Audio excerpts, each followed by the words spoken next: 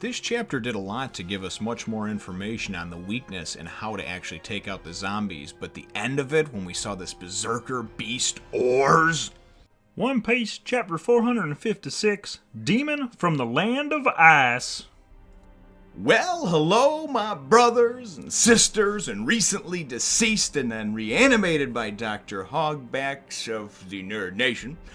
I, as always, am Jim, and I'm here to bring you another review on the awesome and excellent and undead, salt-filled tale of One Piece.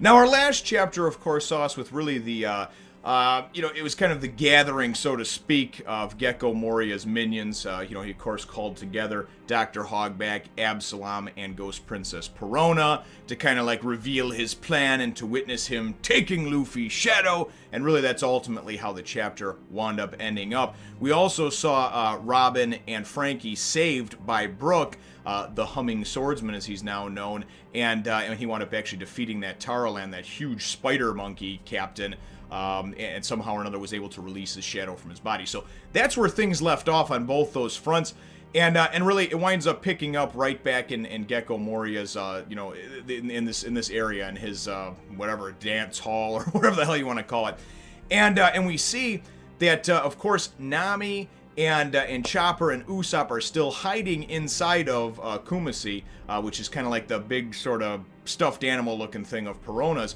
that's not allowed to talk ever. And as Nami's kind of peeking out and looking at what's going on, they can see that Luffy's shadow, of course, has been taken from him. And we get Gecko Moria winds up talking about, he's one step closer to being the Pirate King, and of course creating this nation of just, basically zombies, serfs that will listen to anything that he says.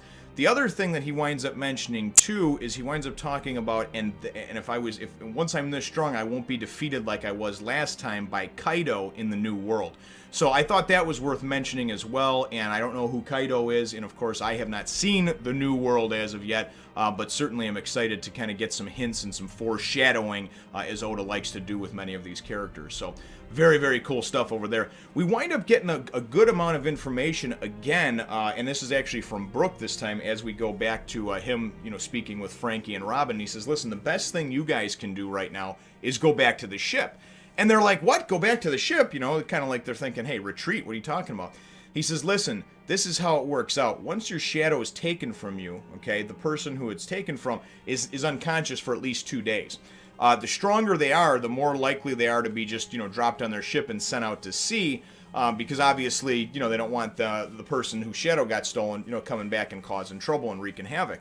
And then they say, and they go, well, Frankie and Robin say, well, how come they don't just kill the people that they take the shadow? And he says, this is very important, and I thought this was pretty good too, is that the shadow and the person are one and the same. They're really copies of each other. They're really, they're both sides of the same coin, right?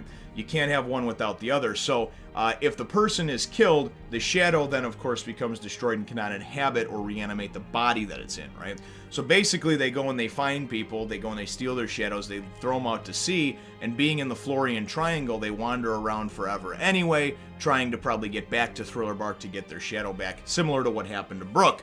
And then obviously they wind up finding out too that about 5 years ago, after this happened to him and he was sent out to sea, he woke up and he still was close enough to where he was able to get back to Thriller Bark, and he came through like a wrecking ball, boy, I tell you, not like Miley Cyrus's wrecking ball, more like Five Finger Death Punch's wrecking ball. And if you don't know the difference between the two, Google both the songs. Miley Cyrus's you've probably heard several times just because it's every fucking where. The one by Five Finger Death Punch is much more like what I picture going on in the background as Brook just wreaking havoc throughout Thriller Bark. So he also wound up telling him something very important. He hands him a bag of something. He says, this is the key to defeating the zombies, right? And we're like, what the hell is this? And he says, it's salt, right? Basically what happens is the salt, obviously seawater is salt water, and because this is a devil fruit power, the shadow fruit that actually is able to detach the shadows and then put them into the corpses to reanimate them, when you put salt in their mouth, like he did to Tarolan, the spider monkey, the shadow winds up actually releasing and going back to its original owner. So that's a very cool thing too. But they, basically the point is hey, get back to the ship, because they're going to go and bring Luffy and Zoro and Sanji back to their bodies, and they're going to be alive. But if you guys get caught, all hope is lost. We're just completely screwed, right? So I thought it was very, very good the way they explained all that. We then go back into Gecko Moria and his kind of laboratory thing, and he gets from some of those the spider monkey, the spider mice. They wind up coming and reporting that Captain Tarlin's been defeated, this and that it's the humming swordsman, it's Brook, blah blah blah. He's the one who wreaked havoc here 5 years ago. And Gecko Moria, and this is the downfall of a lot of villains, I guess you would say, is that they're overconfident, or it's like, hey, not my problem, don't worry about it. So he basically fluffs it off as, hey, not my problem, I got other shit to attend to. We're gonna go and put this shadow of Luffy into this, this zombie, the number 900 one that's in the freezer, right? I don't have any other concerns right now, just take care of it, So Absalom winds up talking to them and saying, hey, listen, we just got to basically slow him down and keep him from getting to us and from causing too much trouble, right? So then we also see a quick flash of Brook about to face off with his other half, his shadow, which is Ryuna or Ryuga, I think it's Ryuga. And obviously, I was able to make the distinction in the last chapter or two as everything kind of came together, what's going on with them. So basically they're going to go at it, and it's kind of neat to see, because technically they should be the same, like, again, two sides of the same coin. But Ryuga says, no, you don't possess the same skills and strength and this and that I do. So we'll see what goes down with that. Certainly excited to see that. The end of the chapter, though, winds up ending off pretty good. We get a pretty good build-up over here, and I'll just read it if I may. And so anyway, so he says, so they're in the zombie number 900 special hall freezer, right? And Gecko Moria is talking about it, and he's like, upon finding his corpse in the land of ice, I couldn't stop trembling. I could not believe that something so fearsome wreaked havoc in the seas 500 years ago. The nations that fell at his hands were taken whole island and everything. And he created a nation of villains. So I want to find out more about this guy, right? The one who created the famous legend of the continent puller was right before my eyes. This is what makes zombie creation so worthwhile. Another legend will be revived. And then he's got this weird kishi laugh, so I don't know. I think a lot of people say it's pretty unique, and I'll when I get to it in the anime, I'm sure I'll hear it. Now it is time for revival. In all of history, you are the only one known as, in big double page spread, the Berserker warrior they call the Beast. Oars. And I'm looking at this and I'm just thinking, Oars! Anyway, it's from a movie, a comedy back in the 90s called The Stone Age. And anyway, they don't say oars, but they go, Oar! And I just look at this dude, though. Look at how big he is. Look at the size comparison, dude. This thing is like a giant zombified King Kong dinosaur, just amalgamation from all your nightmares. So, very, very cool stuff.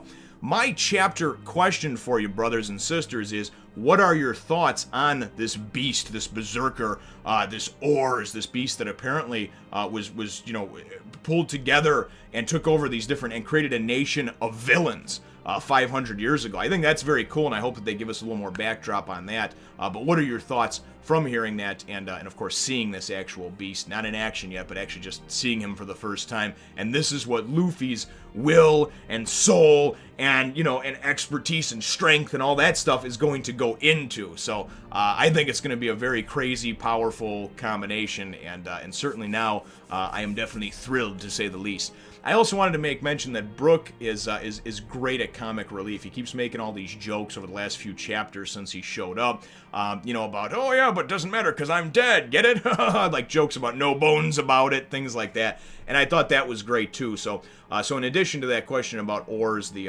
Berserker over there, what are your thoughts on just Brook in general, and obviously his kind of comedic comic relief type nature? Leave your answer to that question or those questions in the comments down below. Feel free to hit the thumbs up, the like button if you should think that I deserve it, and subscribe if you haven't done so already. We will look forward to catching all of you in the next Fun Nation.